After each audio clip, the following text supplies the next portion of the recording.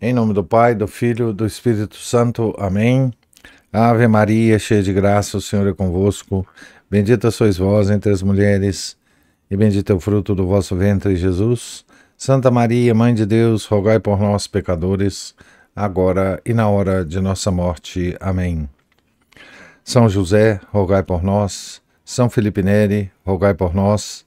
São Bernardino de Sena, rogai por nós. Nossa Senhora de Fátima, rogai por nós. Em nome do Pai, do Filho, do Espírito Santo. Amém. Bom dia a todos. Nós estamos aqui na página 44 da biografia de São Bernardino de Sena, escrita por Paul Thiroux d'Anjou. Estamos aqui no capítulo, no item 2 do capítulo O Apostolado, que é a descrição da vida do São Bernardino, de 1417 a 1427. Tendo determinado principiar seu apostolado por Milão, Bernardino aí chega em fins de 1417 para enfrentar por estreia uma das cidades senhoriais da Itália. Sem dúvida, não valia Florença nas artes e nas letras. Então, Milão, né? Seus habitantes, de gosto menos refinado, mais provinciano, de linguagem um tanto rude, eram considerados beócios pelos atenienses da Toscana. Atenienses da Toscana são os florentinos, né? Porém, situada no coração da fecunda Lombardia, Milão era rica e adquirida, sobretudo pela sua história, pela situação estratégica ao pé dos Alpes, uma grande importância política. Dela se disse que era a porta da península. Na Idade Média, na era das repúblicas municipais, desempenhara o primeiro papel na famosa Liga Lombarda. Desde então, os Visconti, embora abolindo-lhe as liberdades, tornaram-na capital de um poderoso estado. Estes Visconti constituíam uma raça singular e monstruosa. Lembravam por seus crimes os piores Césares, políticos hábeis e audaciosos, porém administradores eméritos, igualando-se às famílias reais e a elas unindo-se por matrimônios. Nem sempre se arriscavam pessoalmente nas guerras em que se empenhavam. Com muita perícia manejavam, do fundo de seu bem guardado palácio, os condottieri, afagando em sonhos a ideia de reinar sobre toda a Itália, mercê da perturbação geral. Por momento, dominaram não só a Lombardia, o Piemonte, uma parte de Veneza, mas ainda Gênova, Pisa, Sena, Bolonha, Perúgia, Assis. Dominação frágil, em verdade, engrandecida durante alguns anos pelo gênio de João Gáleas e que desaparecia poucos meses após seu falecimento. Os milaneses padeciam certamente sob esse despotismo feroz que menosprezava seus direitos, seus bens, suas vidas, a honra de suas mulheres e filhas. Em certos momentos exasperavam-se, como prova o assassinato de João Maria Visconti, consumado numa igreja em 1412. O divertimento deste déspota consistia em fazer devorar os cidadãos por cães de fila especialmente amestrados para este fim. Entretanto, nunca fora tentado um movimento sério para recuperar a liberdade. Habituaram-se, afinal, aos Visconti, deslumbrados por seu luxo, lisonjeados pelo seu poder, gratos também pela prosperidade material decorrente. Este estado de espírito desmoralizara o povo. Apesar de tudo, mesmo no meio das mais corruptoras influências, conservara-se nos milaneses um sentimento religioso que uma palavra apostólica teria probabilidade de reanimar. Talvez fosse a herança que lhes deixara o grande Santo Ambrósio, a cuja lembrança sempre haviam ficado piamente fiéis no meio das circunstâncias mais adversas.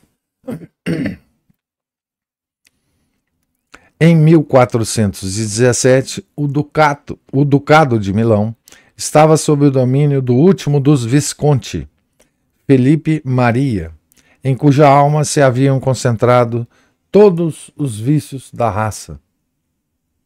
Triste, sonso, velhaco, covarde, tanto quanto cruel, prestes a destruir aqueles de que acabara de servir-se, no receio de que se virassem contra ele, desconfiando de todos, quase não saía de seu castelo, fora do qual não se achava seguro.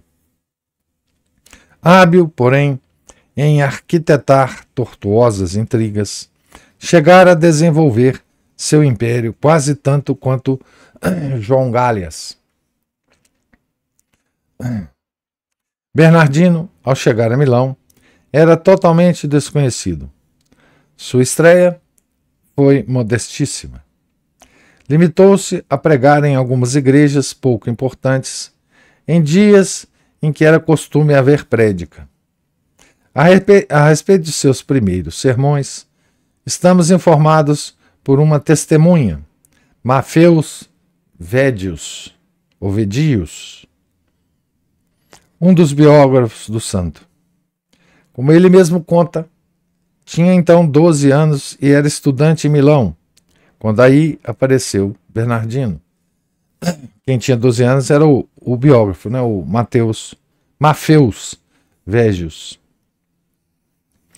O velho mestre de gramática do jovem Végios tomara gosto pelos sermões do santo. Arrastava a ele seus alunos, gabando sem cessar a graça e a eloquência, abre aspas, deste bom fradezinho, tão mal vestido, fecha aspas, e afirmava nunca ter visto outro igual. Os discípulos partilharam da admiração do mestre. Pouco a pouco, a fama do pregador cresceu e desenvolveu-se, de tal forma que, ao cabo de alguns meses, pediram-lhe para pregar a Quaresma de 1418, na principal igreja da cidade, e de falar diariamente. Então era muito comum, né? Com São Vicente Ferrer era comuníssimo isso, esses grandes pregadores serem disputados, né, pelas cidades onde eles viviam, né? No caso de São Vicente Ferrer foi quase toda a Europa, mas no caso de São Bernardino será restrita à Itália, né? Pregar nas cidades a Quaresma, né? Pegar toda a Quaresma. Normalmente eles iam para uma cidade e ficava lá durante a Quaresma, né? Então foi isso que aconteceu em Milão, né?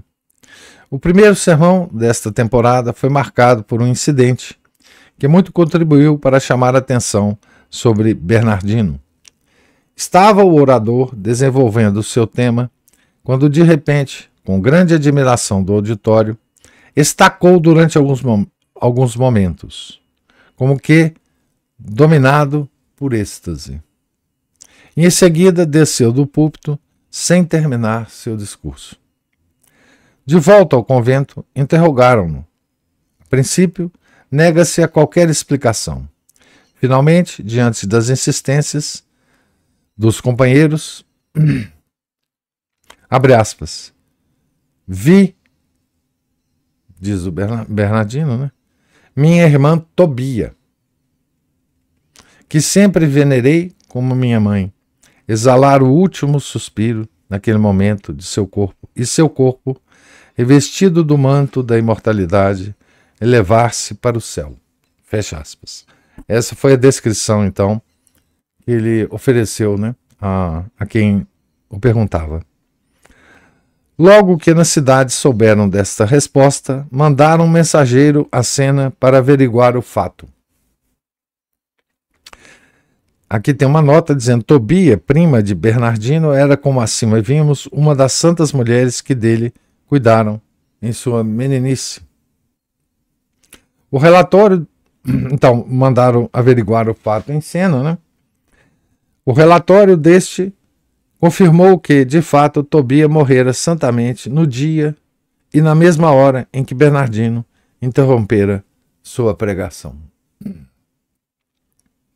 Daí em diante, a multidão sente-se ainda mais atraída pelos sermões de um religioso dotado de tão extraordinário poder de visões.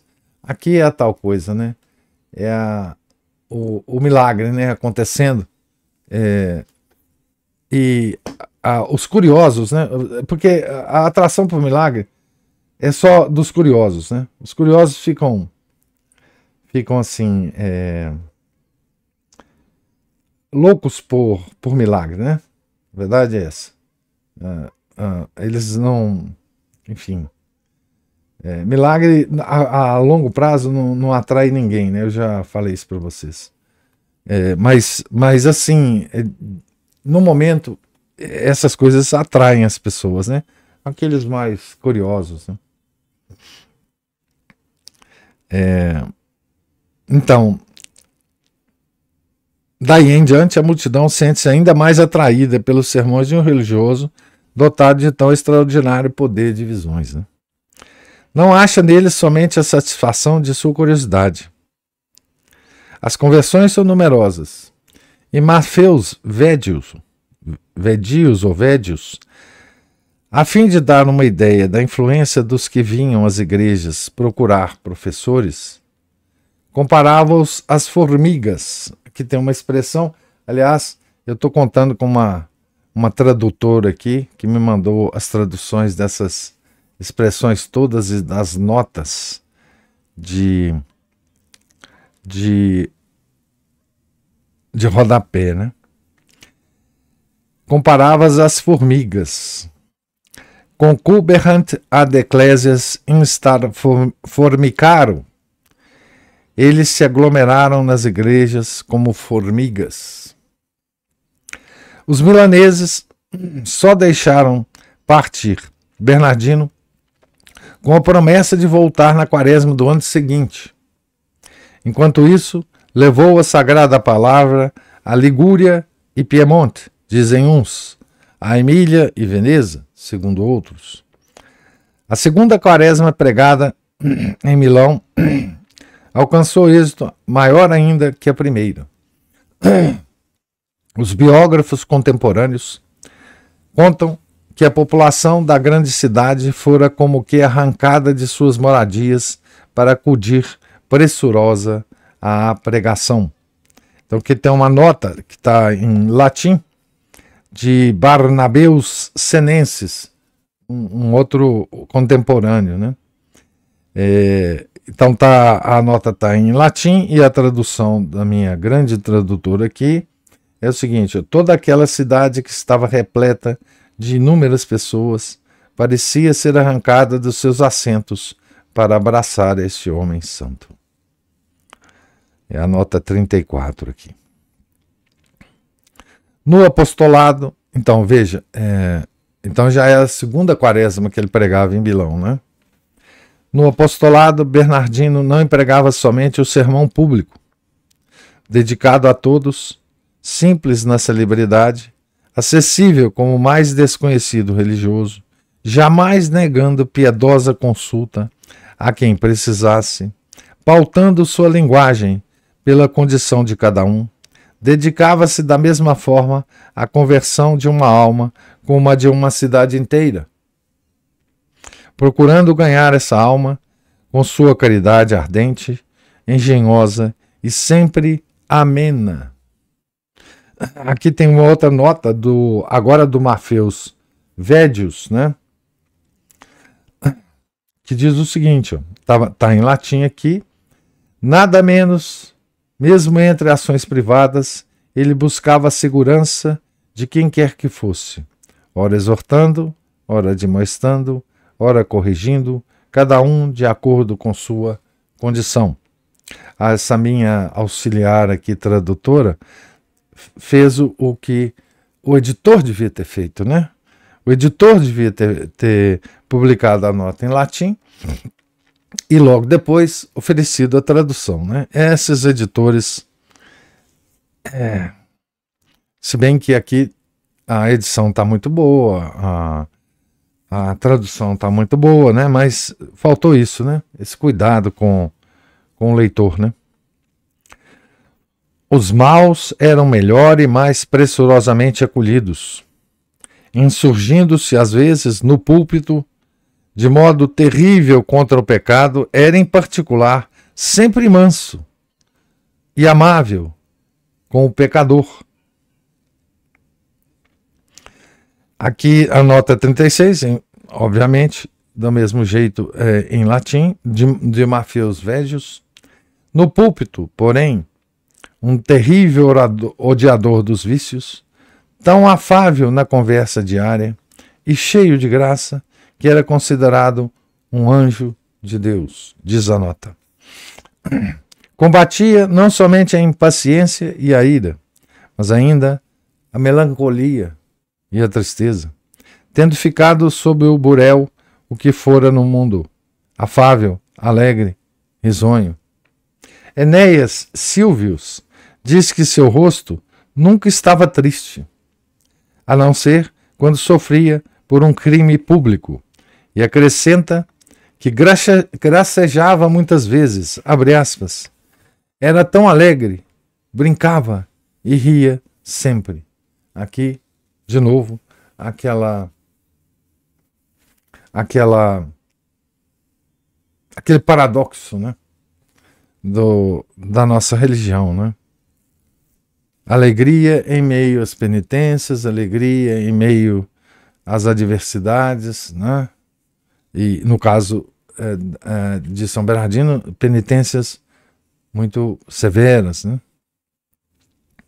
Frei Michele conta que um religioso de espírito estreito escandalizara-se com essa alegria, mas que à vista dos milagres conseguidos pelas relíquias de Bernardino após sua morte, arrependeu-se e veio retratar-se perto de seu féretro. Aqui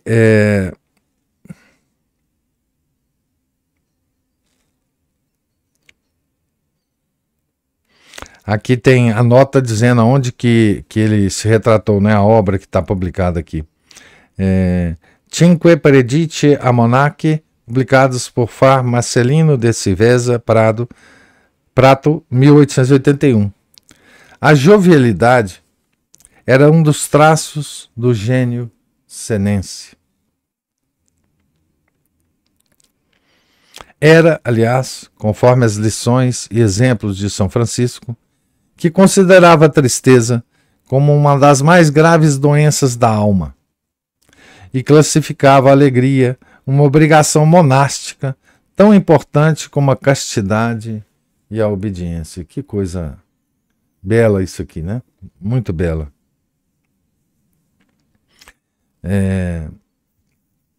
Alegria tão importante como a castidade e a obediência, né? A seu ver, a amabilidade e o que ele chamava com prazer a cortesia acrescentavam valor à caridade. Abre aspas. Irmão, dizia ele a um noviço, por que esse rosto triste? Cometeste algum pecado? Isso só interessa a Deus e a ti. Vai rezar.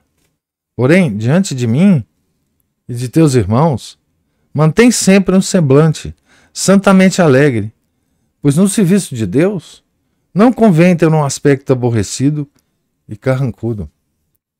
Fecha aspas. Isso é São Bernardino, né? Em um dos capítulos gerais, mandara fixar em letras bem grandes essa recomendação, abre aspas, evitem os frades aparecer sombrios, tristes e carrancudos, como hipócritas. Ao contrário, mostrem-se, em qualquer tempo, alegres no Senhor, risonhos, amáveis e graciosos como convém.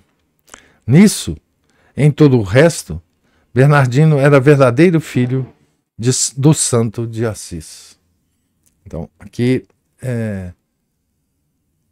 nós vemos um aspecto, né, da personalidade de São Bernardino que nós sempre, enfim, temos conversado sobre isso, né, sobre essa alegria católica, né, e que para nós hoje ela ficou de certa forma incompreensível por causa do calvinismo que invadiu a nossa religião, né? Essa sombra de Calvino, né? Porque o calvinismo é triste, né? O calvinismo é aborrecido, o calvinismo é soturno, né?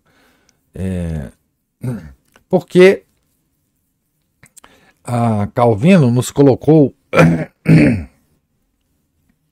ele exagerou tanto, né?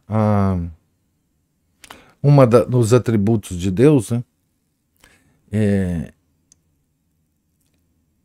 Acima dos outros atributos, né? Os atributos de Deus, eles são características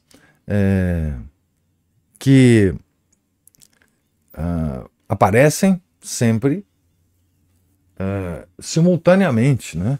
Então, o Calvino, por um aspecto pessoal, talvez até um temperamento dele, né?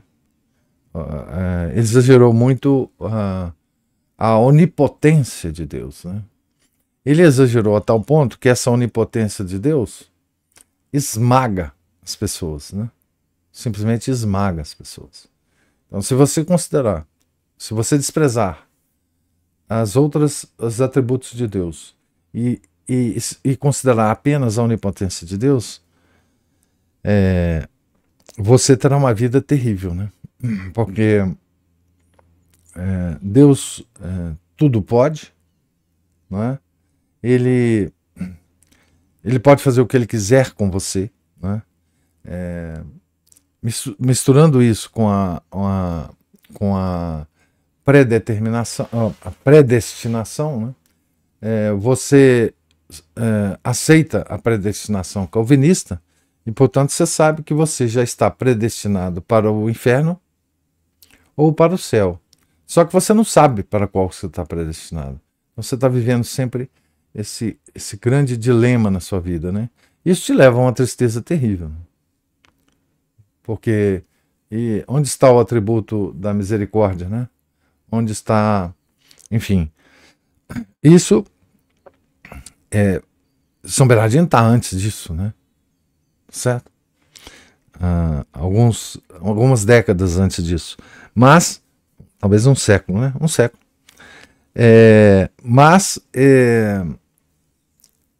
Nós hoje, católicos, nós somos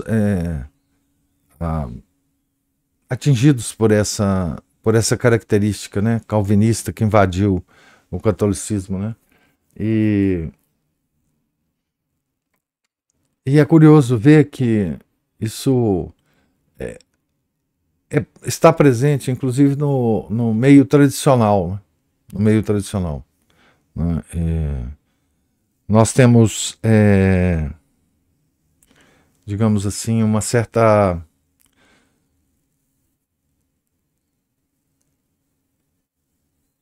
um certo no meio tradicional, né, um certo temor de ser alegre e sermos criticados por isso, né?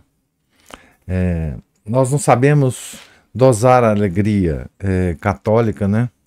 E ficamos nesse limbo, né? Nesse limbo entre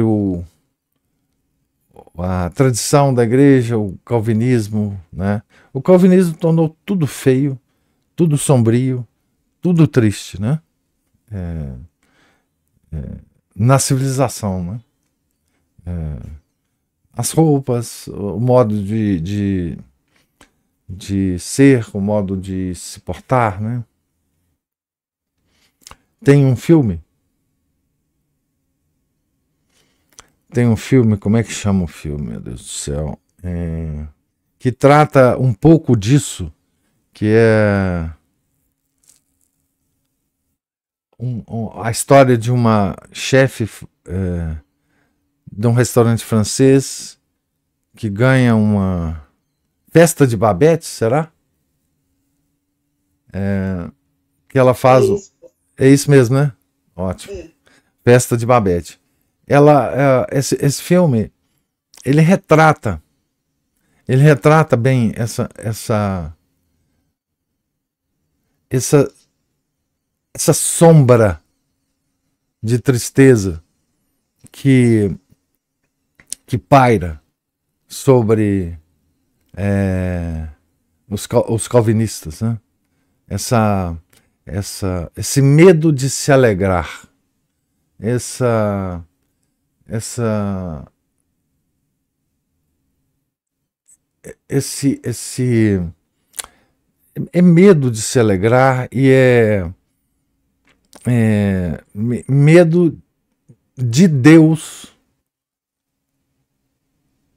de se alegrar, né? É como se Deus quisesse que nós fôssemos todos muito tristes, né? Muito cabisbaixos, muito. Então essa alegria franciscana, essa alegria de São Francisco de Assis, ela é uma coisa muito salutar, né? Para nós, muito essa esses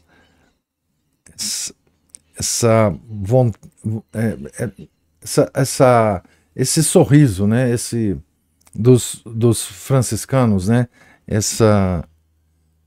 Os franciscanos cantavam muito, né? Eles andavam pelas trilhas das cidades cantando, né? Nós vimos isso um pouco quando lemos aquela biografia de São Francisco de Chesterton, né? E também um pouco na de Santo Tomás, quando ele compara Santo Tomás com São Francisco, né? Então então essa insistência que São Bernardino tinha com essa questão da alegria é muito significativo para nós, né? Muito significativo. Eu acho que eu falei muito, eu vou parar aqui no item 3, porque o item 3 é um item grande desse capítulo e nós vamos talvez lê-lo amanhã, todo ele, amanhã, tá certo? Então eu queria ver se haverá algum tipo de observação, comentário de vocês sobre a leitura de hoje.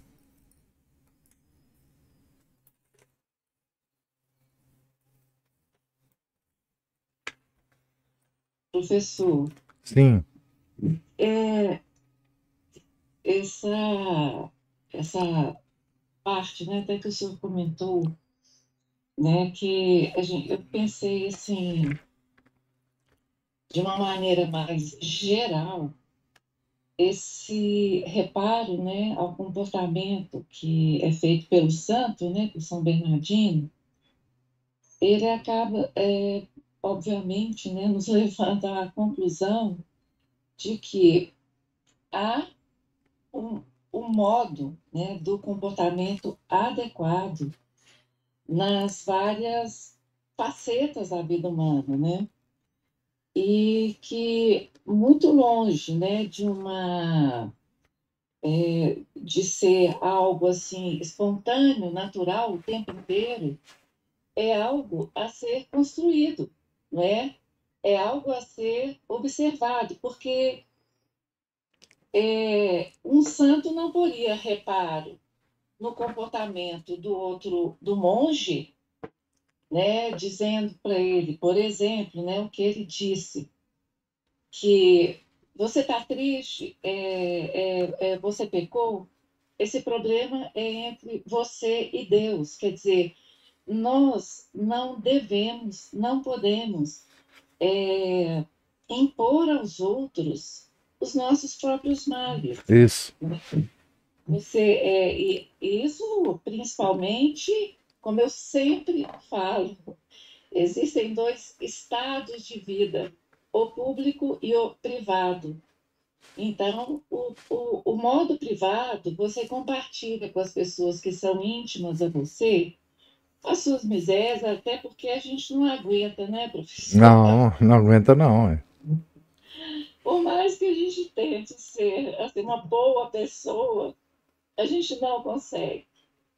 Mas, publicamente, é esperado que você reconheça ali, né? É assim, quando a gente pensa que há um modo, né? Dá para estender aí os outros advérbios, né? O de lugar, de tempo, né? De intensidade. Você pauta o seu comportamento de acordo com o seu estado de ser, não é? Um homem não se comporta como uma criança. Uma criança tem que saber o lugar dela, porque ela não é adulta, não é? Da mesma forma que é ridículo imaginar uma criança vestida de adulto, é ridículo imaginar um adulto vestido de criança, não é? Isso. Eu acho assim, de uma forma geral, o que assim a Igreja Católica ela tem vários tratados a esse respeito. Ah, tenho. Ela tem santos que se dedicaram, santos, padres, monges, né, assim, pensadores, que se dedicaram ao que a gente chama de etiqueta. Claro. Né? Inclusive ele usa a palavra cortesia aqui, né? Exatamente. Que não é virtude, não é virtude. Cortesia não é virtude. Não. Quer dizer, ela não é uma virtude, mas se nós pensarmos que ter uma etiqueta é algo que você faz também pelo próximo, Isso. assim, digamos, uma diluição num nível mais efêmero do amor ao próximo. Exatamente. Exatamente. Você a sua sensibilidade, né, o seu desejo irrefreado de dar prazer a si mesmo o tempo inteiro pelo próximo, por exemplo, né? Eu não assentar escarrapachada num lugar que está cheio de gente, porque tem mais gente querendo assentar, precisando de assentar. Eu quero ficar lá toda deitada, não sei o quê, né? Como se lânguida. Mas não, eu vou sentar retinha, meu corpo vai ter que se acomodar, porque tem mais. Isso é um tipo de. É uma diluição do amor ao próximo, mas a gentileza é uma pequena. Tem aquele André Comte Sponville, né, que ele fala pequenos tratados das grandes virtudes. Se trata nesse nível mais, digamos, não cristão, né, das virtudes, de como as pessoas. Como que você cria um ambiente de bem viver, de viver bem, de ajudar ao próximo. Eu acho que não saio aqui do André Contes Pompilho, mas eu acho que isso. Mas ele é bom, esse tratado é bom. O Sponville é complicado, né? Mas Complicado, mas o texto é legal, ele escreve muito bem, né?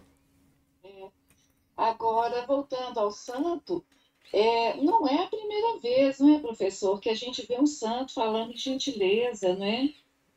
Não é a primeira vez. Não. Então, se é a primeira vez que a gente lê uma biografia. São Francisco de Sales falava. Em que é colocada essa necessidade de se autoeducar, né? De saber se comportar, né? De ter essa. E eu acho assim, eu finalizaria dizendo o seguinte: nós precisamos entender, assim, de uma vez por todas, nós estamos encharcados de uma heresia chamada modernismo. Exatamente. Modernismo. heresia, ela tomou conta da vida. Então, em tudo, principalmente no nosso comportamento, É, né? Nós nos sentimos sujeitos assim, é aquela coisa freudiana. Se você se reprimir, você vai ficar doido. Não, mentira. Mentira. é, Se você se reprimir, você vai se tornar um pecador irremediável. é, é. É, o caminho para o inferno mesmo. É, Não, e isso que você falou é muito importante. Quer dizer, a gente vê exemplos disso, né? De mau comportamento, das pessoas não saberem se comportar no ambiente que elas estão, em todos os lugares que a gente vai, né? Você tem exemplos, você de vez em quando traz exemplos aqui muito específicos disso. Outro dia você trouxe o exemplo de um pai num restaurante com uma filha, né? Com a filha pequena, uma criança, né? É toda lá com perna aberta, enfim, as coisas mais inconvenientes, né? Mas se a gente não sabe, eu, por exemplo, na universidade, eu passei por muitos momentos em que eu via, por exemplo, eu convivia numa faculdade, na escola, bem tida como careta, como conservadora, né? Que, em relação às faculdades de ciências sociais, né? Porque a minha faculdade era de engenharia, mas eu via dentro da escola de engenharia, já pouco antes de eu aposentar, professores no estilo da FAFISH, né, da Faculdade de Ciências, Faculdade de Filosofia e Ciências Humanas, dando aula de bermuda, de chinela havaiana, de camiseta desgrenhada, enfim, professores de engenharia, né? Então, assim, você não saber se comportar, você não dar sinais de que você sabe a importância do seu trabalho, a importância de quem te ouve, né? É uma coisa lamentável na sociedade hoje, né? E ligando isso com que também é um assunto que você traz sempre à tona, que é importantíssimo mesmo. Se você não sabe se comportar entre os homens, entre as pessoas, entre os seus familiares, etc., para com eles, né? Você não saberá se comportar para com Deus, né? Então, daí é os comportamentos na igreja, né? Então, assim, se a gente não sabe se comportar perante os familiares, perante as pessoas amigas, perante os conhecidos, perante os desconhecidos, né? Nós não saberemos, perante as autoridades, nós não saberemos nos comportar perante a máxima autoridade que existe, que é Deus, né? Não tem. Não tem como. Então, esse modo, esse hábito, né, não foi desenvolvido na geração atual, né? Aliás, ele foi destruído, né? Hoje você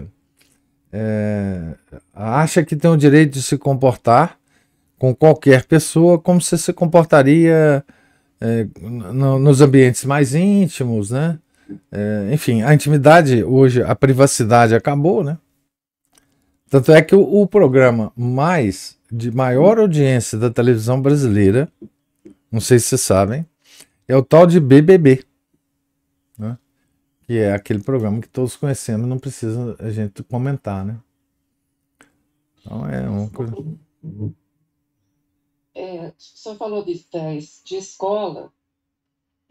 Eu comecei a reparar essas coisas. Eu sempre falo isso, mas eu nunca conto caso. Eu até queria contar um aqui, se não for estender demais. Então, assim, eu só queria dizer uma coisa Conte, antes. conte, muito bom. Só, assim, dentro da igreja, eu acho que as pessoas precisam atentar para a heresia do modernismo. Atentem para isso. Eu só vou contar um caso, assim, agora virou dois casos, Mas olha, eu conversando com uma amiga nossa comum, o professor que nem é da cidade, ela falando sobre essa questão do comportamento dentro da missa, e ela me contando que quando uma criança, ela não é da nossa cidade, quando na missa dela uma criança chora, o padre para a missa e fala que padre não gosta, ele fala assim, o padre não gosta de pai que não educa o filho. E eu digo isso sempre. Não é fácil você educar os filhos hoje, até o meu caso é sobre isso. Mas se você não procura meditar sobre isso, pensar, trazer um pouco da educação que você recebeu e a que não recebeu. Porque os pais dos pais de hoje foram pais relapsos. É preciso pensar nisso com seriedade quando a questão é: estou dentro da missa. Porque o seu filho tem que saber que ele não tem a mais mínima importância quando ele está dentro da igreja. Ele não tem importância. Não nos interessa uma criança dentro da igreja. Nós estamos diante de Deus, nós não estamos diante de pessoas. As pessoas não têm relevância dentro da missa. É só isso que eu queria falar, mas eu quero contar um caso, professor, que é assim, foi quando eu comecei a observar isso, foi exatamente com meus filhos. É, eu já contei, né, que eu coloquei meu filho e minha filha numa escola católica, esperando que eles recebessem lá a formação que eu achava que eu era incompetente para dar, do ponto de vista, né, eu era católica, mas eu sabia que eu não tinha muita condição. Mal sabia eu o que estava, não sabia o que estava acontecendo. Então, teve uma situação que uma. É uma história longa de uma professora, mas eu vou pegar só o final, só pontualmente, porque aconteceu tanta coisa nesse ano com meu filho, mas pontualmente esse caso foi que no final, assim, meados do ano, eu comecei a perceber um movimento de mães contra a professora. E a coisa já estava escalada, já estava assim, bélica, escalada, e eu cheguei assim, caí de paraquedas no negócio. E eu liguei para uma mãe de um coleguinha de sala que morava na minha rua e perguntei, falei, Ana Lúcia, o que está acontecendo com a professora? Eu estou vendo um rumor, o que foi? Ela começou a fazer as reclamações da professora e virou para mim, ah, não, professor, antes eu tenho que contar um caso. No começo do ano, o meu filho, toda noite, eu punha para deitar, rezava com ele, e ele pedia sempre que, primeiro eu rezava, depois eu começava a contar uma história, porque ele dormia. E dessa vez ele começou a chorar, assim, estava choroso e tal, já era um menino grande, não era uma criança pequena. E eu falei mas o que aconteceu? Ah, eu não quero ir na escola amanhã. Eu falei, mas por que você não quer ir na escola, meu filho? É porque a professora gritou comigo. Quando ele me falou isso, professor, qualquer mãe se magoa com qualquer coisa que faz com o filho. O meu coração queimou de dor. Na hora eu me recompus, falei, a professora gritou com você? O que ela gritou? Ela mandou eu calar a boca. Olha, imediatamente eu falei, é para você calar a boca mesmo. É para você calar a boca. O que você estava falando na aula? Não, só falei com o meu amiguinho. Falei, não, senhor, você obedeça a professora, é para calar a boca e tal. Depois disso, eu fui na escola e conheci essa professora. Aí eu falei que eu ia contar o caso. Acabei dando um cursinho rato lá de Monteiro Lobato e tal, não sei o quê. Bom, o tempo passou, aconteceu isso. Essa mãe virou para mim e falou isso. Essa professora é muito reclamou dela e falou assim: ela gritou com o Pedro. Eu falei: mandou o Pedro tirar o pé da cadeira. Eu falei: mas, uma Lúcia, o Pedro estava sentado com o pé na cadeira dentro da sala de aula. Então, assim, o professor, o senhor veja bem, vamos voltar aqui na roupinha apertada. É, O que foi a nossa vida de escola? a sentar naquela cadeira dupla. Eu tive um colega autista que sentava comigo na cadeira dupla. Eu estudei no grupo escolar Afonso Pena, em frente ao Detran. Uhum. Meio que Belíssima, belíssima arquitetura ali. sem falar que ali tinha uma santa bem na entrada, no É. pátio e tal. Mas, professor, nós assentávamos naquela cadeira dupla, era uma cadeira de madeira, era com roupinha de tecido, que incomoda, né, professor? Hum. Sapato, uniforme. O que isso fez mal para uma infância de qualquer criança na galáxia? Sapato antigamente incomodava até um certo ponto, né? Até lacear. Sapato de couro. Eu É, ainda usava preto, que assim, o sol batia naquilo, queimava o seu pé. exatamente. Eu não queria entrar muito eu estou contando um caso pessoal. Eu queria assim chamar a atenção quando o símbolo que eu gosto de usar é sempre o da água, que é uma compulsão Não. meu Hoje de a coisa na boca o tempo inteiro. Esteja você onde você estiver, fazendo o que estiver fazendo. é a fase oral ainda que não passou. Olha, É a fase da mamadeira. é uma madeira e dando biscoito para a criança dentro da igreja. Eu indico muito a doutora Maíra Soliani, que não tem nada a ver com catolicismo. A mulher fala de jejum. Ela fala uma verdade científica sobre o fato de que o corpo humano precisa de descanso. E eu, que sou mãe, que me preocupei em fazer com que os meus filhos se alimentassem bem, é óbvio e ululante que você não dá lanchinho para os filhos entre uma refeição e outra. Você dá um café da manhã, depois, perto do almoço, você pode. Nem deve, porque, né? Para que você fique entuchando comida na criança dentro da igreja? Não, é impressionante.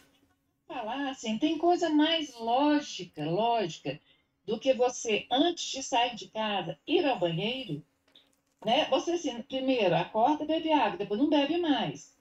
Antes de sair, você vai ao banheiro. Tá com vontade? Quando você chega na igreja, 10 minutos antes, corre lá no banheiro, resolve o seu problema. Deu vontade de fazer durante a missa? Espera a missa acabar, corre lá e vai no banheiro. Claro.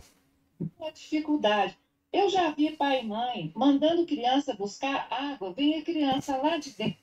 Ela atravessa o altar, com o padre fazendo a consagração e volta com um copo de água na mão. Isso. Mas a gente, E que lição que é essa, né? Você nem prestar atenção. A água ser mais importante que a consagração. assim, não tem cabimento uma coisa dessa, professor. Então, eu falo assim, é uma insanidade. Assim, ao fim e ao cabo, nós vivemos uma certa insanidade. Por quê? Por que ela se configura como tal? Porque nós estamos diante. Porque assim, nós poderíamos falar desse assunto de maneira, digamos assim, muito superficial, falando das coisas, das relações sociais, relações de trabalho. Não teria tanta importância, ela tem importância sob um ponto de vista, às vezes, moral, mas, assim, dentro de uma igreja, É. durante a coisa é muito, ela é uma quase insanidade. É. E ela piora quando você considera o fato de que a luta para educar os filhos hoje é imensa. Eu contei esse caso aqui porque isso gerou, eu contei partes assim, o senhor não acredita os desdobramentos, porque é como eu falo, você, com toda a luta para ser firme com o seu filho hoje, o mundo vai fazer com que a gente seja pessoas fora fora da normalidade, assim. Claro, Você nossa. pode É. se comportar. Olha, professor, o enfrentamento com a insanidade, principalmente dentro de escolas, eles nos impõem pedagogia, psicopedagogia, é terapeuta não sei das quantas. Olha, uma criança normal, desordeira, ela é tratada como, ah, não, olha, cada caso que É você doença, ó. tem. Hoje tem doença para tudo. Um menino mais agitado, ele hoje tem que tomar remédio, senão não frequenta escola, não. Pois é, agora essa criança, eu falo o seguinte, é preciso ter tenacidade para educar. É. Você tem certeza, não é? E uma criança, ela aprende com o entorno. Agora, quando você, olha, se mantém incólume numa atitude de que é perseverança, pô, não fica atormentando a criança. Até beijo demais, abraço demais, demais se tormenta também, É. né? Quando você é tenaz e tenta ter sobriedade na educação, a criança vai fazendo o juízo dela. Eu vou contar só outro caso. Todo fim de semana eu vejo uma situação assim. Esse fim de semana a gente saiu da missa, eu estava muito cansada, porque né, tem minha mãe, a gente ainda teve que. Teve tanta coisa. Eu falei, Renato, vamos almoçar fora no domingo? Raramente eu faço isso. Chegamos num restaurante, uma pessoa, uma mulher sentada com o filho. Professor, esse menino devia ter uns 11 ou 12 anos. Ele tá com o cabelo dele tingido, de louro, cabelo doido, né? O menino pulava, saía da mesa, andava. Eu falava, Renato, não tem cabimento uma Eu coisa acho que dessa. essas situações te perseguem, Cristina. Me persegue. Perseguem. Porque eu saio para almoçar no domingo, por exemplo, não vejo nada disso. Eu Professor, acho que elas te perseguem. o Tô me restaurante conversando. está você sentando no cantinho. E esse menino do lado, pula, anda, abraça a mãe de costas para nós. Vai lá e abraça a mãe, parar. Daqui a pouco chegou um rapaz, que deve ser alguma coisa da mãe. Assim, o senhor percebe a disfunção social?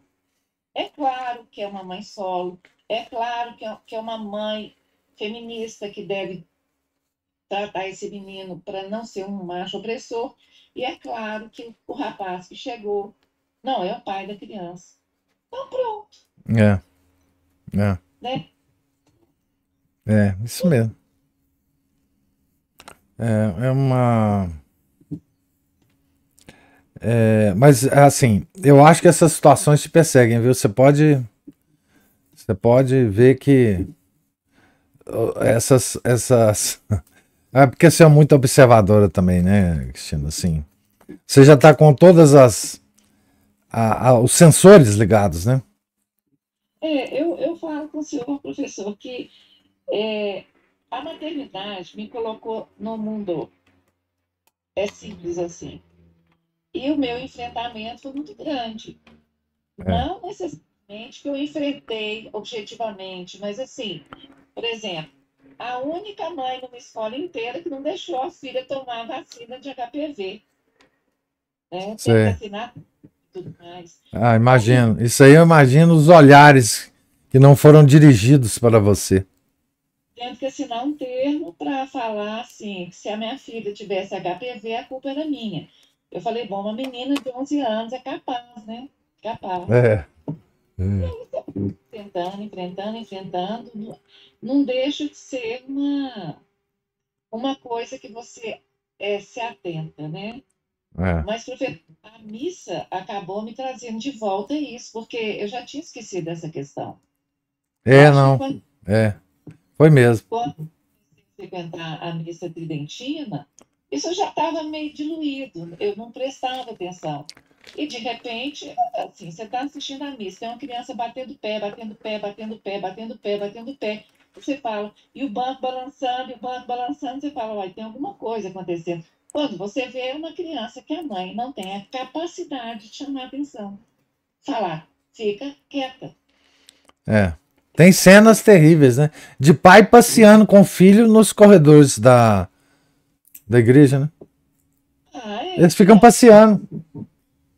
tem uma criança lá específica, professor, que ela sai da cadeira dela com o beneplácito da mãe e do pai toda a missa, 3, 4 vezes. E a mãe não vê nenhum problema nisso. É. É assim, é a única criança. E eu falo, daqui a pouco as meninas estão crescendo, vão começar a virar mocinhas, que já estão virando, aí vai ser desfile de moda, aí nós vamos para a igreja de Lourdes. Meu Deus do céu. Não é terrível mesmo. É terrível.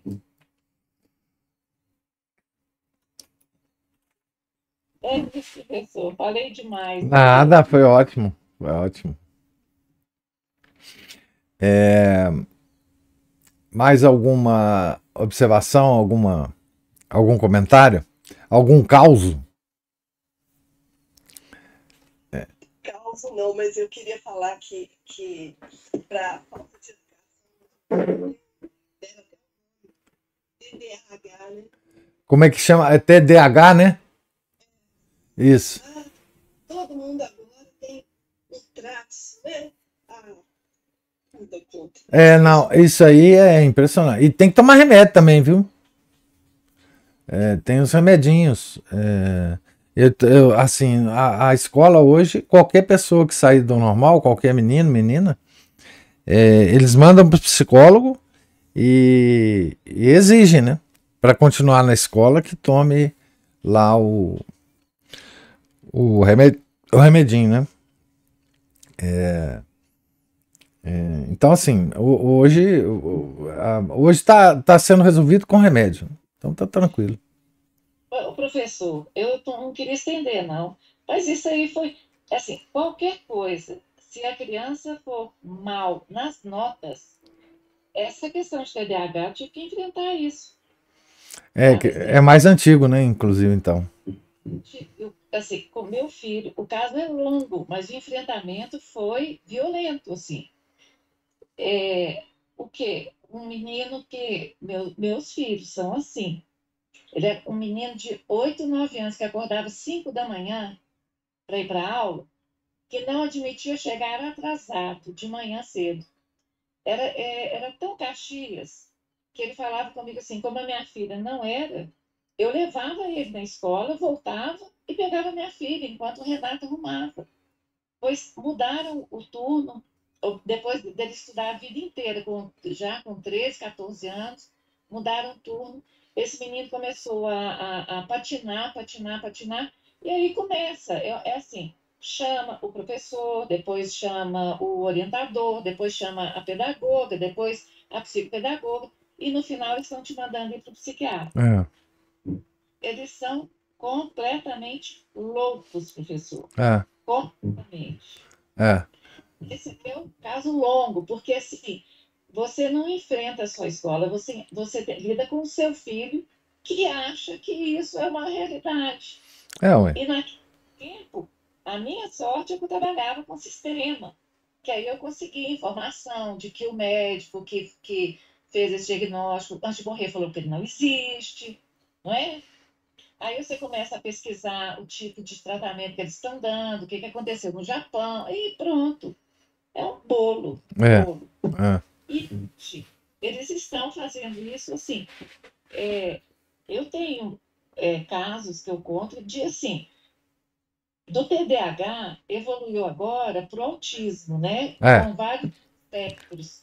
E as crianças estão adorando pendurar no pescoço a carteirinha de autista e apresentar isso para obter alguma vantagem. Claro. Na fila do aeroporto, não é? Do passaporte, no estacionamento, todo lá, não sei o quê. Ou seja, todo mundo quer ter o meu direito. Somos todos autistas.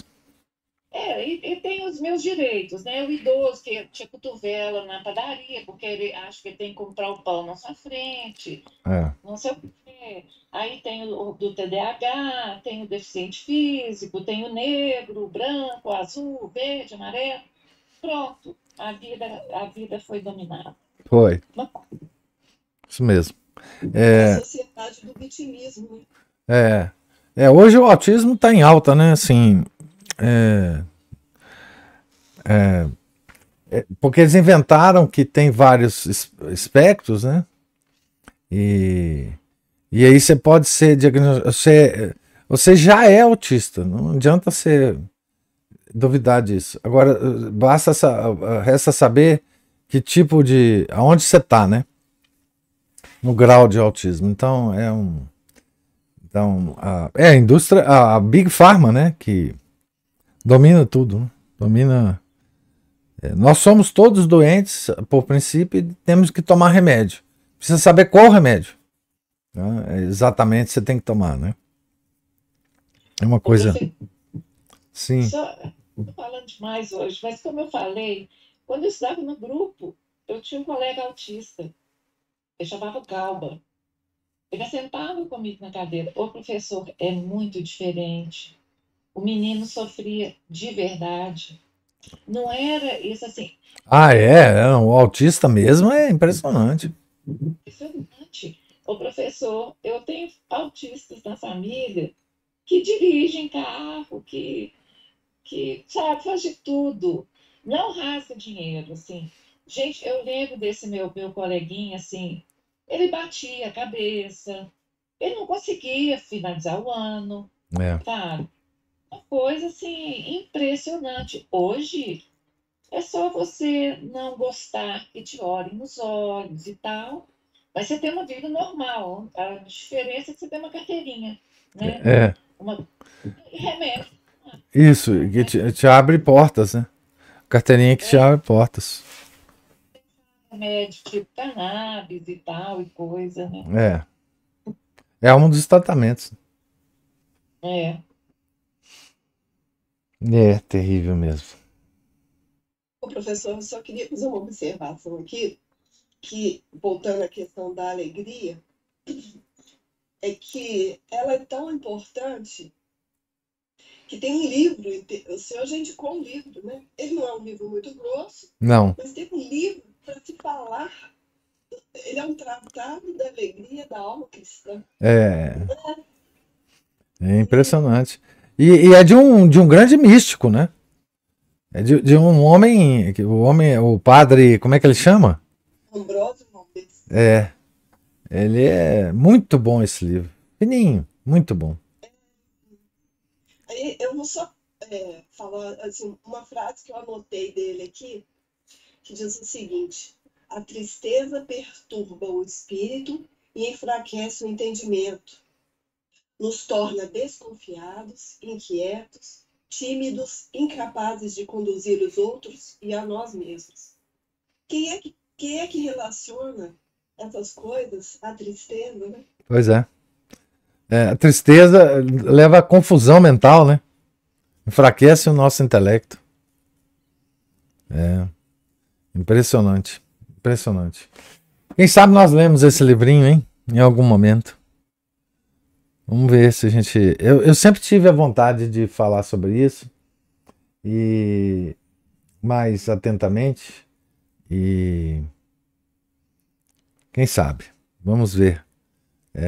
O Chesterton também tem ensaios e textos interessantes sobre isso. Sobre esse estado de espírito, né? Mas assim,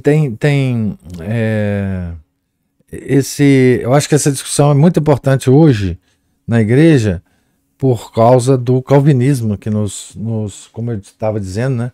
Nos invadiu, né? Mas então, alguma outra observação, comentário? Hoje nós tivemos muitos causos, foi muito interessante. Deus lhes pague a paciência, a presença, as observações, os causos. Fiquem todos com Deus, tenham um santo dia. Até amanhã. Em nome do Pai, do Filho e do Espírito Santo. Amém. Ave Maria, cheia de graça, o Senhor é convosco. Bendita sois vós entre as mulheres, e bendito é o fruto do vosso ventre, Jesus. Santa Maria, Mãe de Deus, rogai por nós, pecadores, agora e na hora de nossa morte. Amém.